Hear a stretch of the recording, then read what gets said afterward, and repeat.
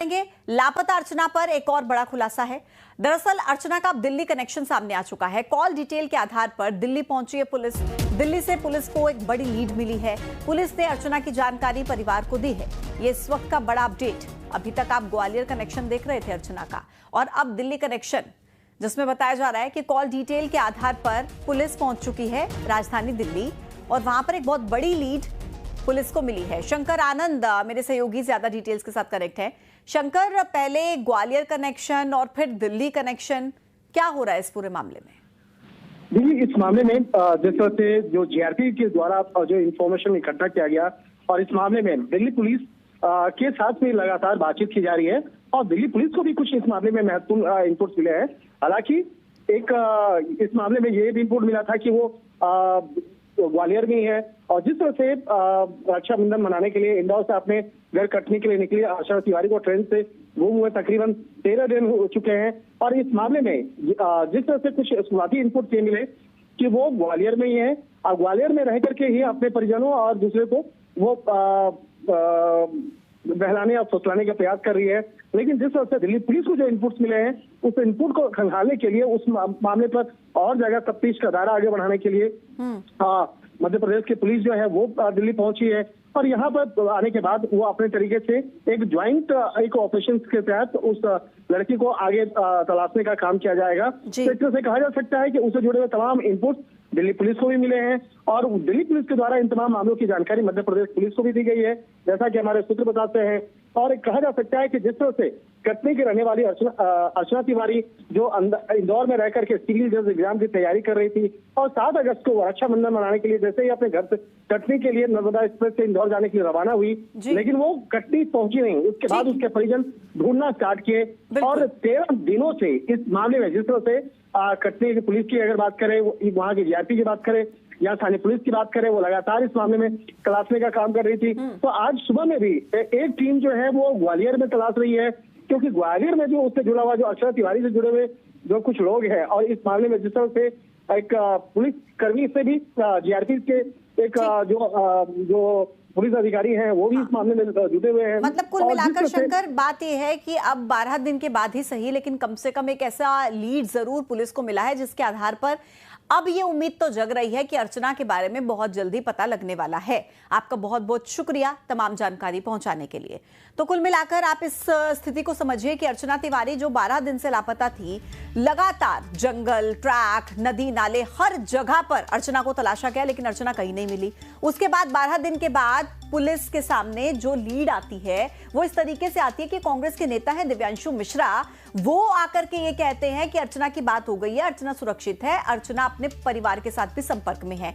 ये बड़ा दावा दिव्यांशु मिश्रा करते हैं। अभी वही दिव्यांशु मिश्रा हैं जिनकी तरफ से ये ऐलान किया जाता है कि 51,000 रुपए का इनाम मैं दूंगा जो अर्चना के बारे में बताएगा। फिर एक और लीड ग्वालियर से मिलती है। ग्वालियर के जो पुलिस आरक्षक हैं उनकी तरफ से ये बताया गया, पूछताछ अभी फिलहाल वो हिरासत में है, उनका ये दावा है कि टिकट बुक की थी मैंने इंदौर से लेकर ग्वालियर तक जो है अर्चना की। अब ये पता कैसे लगा पुलिस को? अर्चना के कॉल डिटेल से जानकारी मिली है। लेकिन अब इस पुलिस आरक्षक का अर्चना के साथ क्या कनेक्शन है, ये एक बड़ा सवाल। आखिर क्यों इंदौर से ग्वालियर तक की टिकट इस ग्वालियर के सिपाही ने अर्चना के लिए बुक की थी? लेकिन वो ये भी दावा कर रहा है, क्योंकि हिरासत में जीआरपी ने उसे ले लिया, तो वो ये भी दावा कर रहा है कि वहां ट्रैवल नहीं किया है अर्चना से, और मेरी कभी अर्चना से मुलाकात हुई नहीं है। मतलब आमने सामने मुलाकात नहीं हुई है, फोन पर बात हुई है, कोर्ट के बारे में बात हुई थी, और मैंने टिकट बुक किया था, लेकिन उस टिकट से अर्चना ने ट्रेवल नहीं किया है। अब समझना ये होगा कि अर्चना है कहां पर। एक तरफ ग्वालियर में तलाश जारी, दूसरी तरफ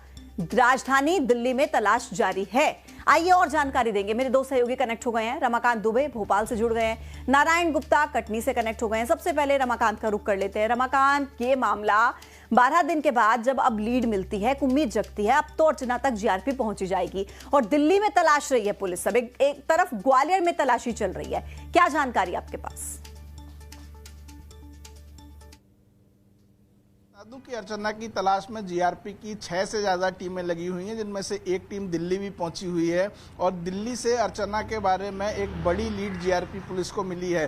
जैसा कि एसपी रेल राहुल लोढ़ा ने बताया कि कि दिल्ली से जो लीड मिली है, ग्वालियर से जो इन्फॉर्मेशन कलेक्ट हुई है और कटनी से जो उनके परिजनों का दावा है, और उस हिसाब से पुलिस को जो इनपुट मिले हैं, जीआरपी को जो इनपुट मिले हैं, लगातार उस पर जांच की जा रही है और अर्चना तक पहुंचने की कोशिश की जा रही है। और ये भी दावा किया जा रहा है कि जल्दी ही अर्चना के मामले में पुलिस आज शाम को या कल तक कोई बड़ा खुलासा कर देगी। हालांकि ये कंफर्म नहीं है कि अर्चना कहाँ है, लेकिन ये कंफर्म है कि अर्चना सुरक्षित है और उसकी अपने परिजनों से बात हुई है, परिजनों से पुलिस की भी बात हुई है।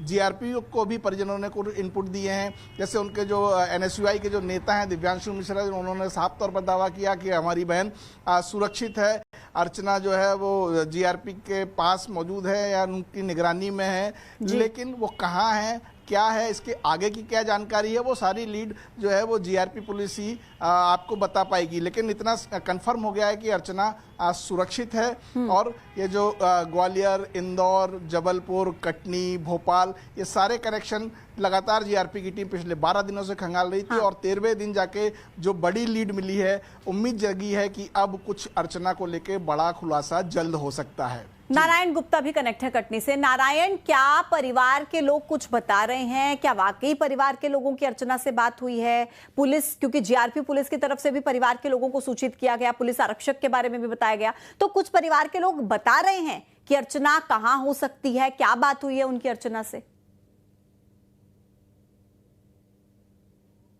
ये बताऊं कि मामला बेहद ही पेचीदा है, जितना सरल दिख रहा उतना है नहीं। चूंकि 12 दिन बीत चुके हैं, 13वां दिन जारी है, लेकिन अब तक उसका पता नहीं चल सका है। लगातार अलग अलग बातें सामने आती हैं, कहीं बोला जाता है इटारसी में है, कहीं बोला जाता अब ग्वालियर में है, अब दिल्ली की बात आ रही है। वहीं परिजनों से जब बात की जाती है तो वो बोलते हैं अभी तक हमारी उससे कोई बातचीत नहीं हुई है।